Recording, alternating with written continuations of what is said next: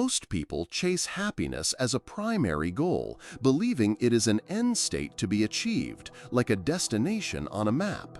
However, this pursuit often resembles the hedonic treadmill, where positive experiences quickly become the new normal, requiring ever-increasing stimuli to maintain the same level of perceived joy. Imagine a constant uphill sprint, where reaching one peak only reveals a higher one immediately beyond, leading to an endless cycle of desire and fleeting satisfaction. This inherent adaptability of human experience ensures that even significant life improvements, like a new job or winning the lottery, produce only temporary spikes in well-being before returning to a baseline.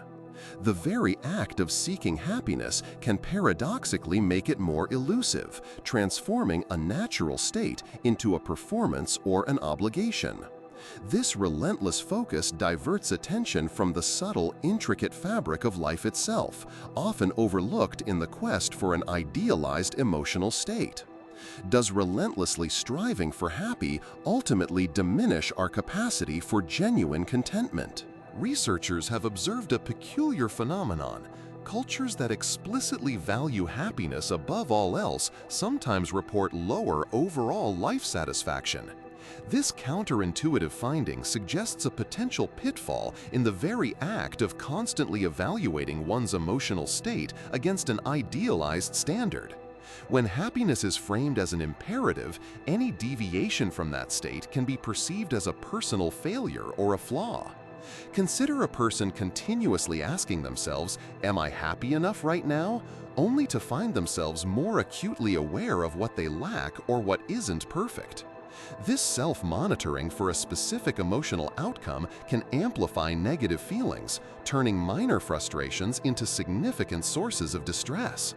The pressure to perform happiness, particularly in social contexts, also creates a disconnect between internal experience and external presentation, fostering a sense of inauthenticity. Could the relentless pursuit of happiness actually lead to greater suffering? A key shift occurs when we stop viewing negative emotions as obstacles to be overcome and instead recognize their inherent value.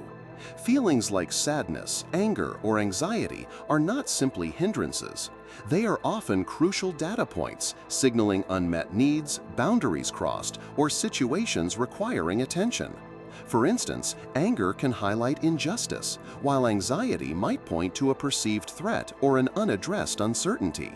Suppressing these signals in an effort to maintain a facade of constant happiness can lead to maladaptive coping mechanisms and a disconnect from one's authentic experiences.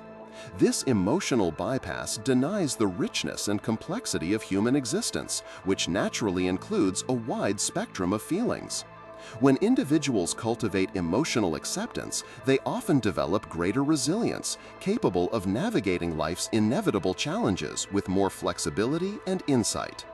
Does a richer life stem from feeling everything, not just the pleasant sensations? Moving beyond the pursuit of fleeting pleasure, or hedonia, reveals an alternative framework for well-being known as eudaimonia. This concept, originating from ancient Greek philosophy, describes a state of human flourishing achieved through living a life of meaning, purpose, and self-actualization. It's not about feeling good all the time, but about doing good, growing, and contributing to something larger than oneself.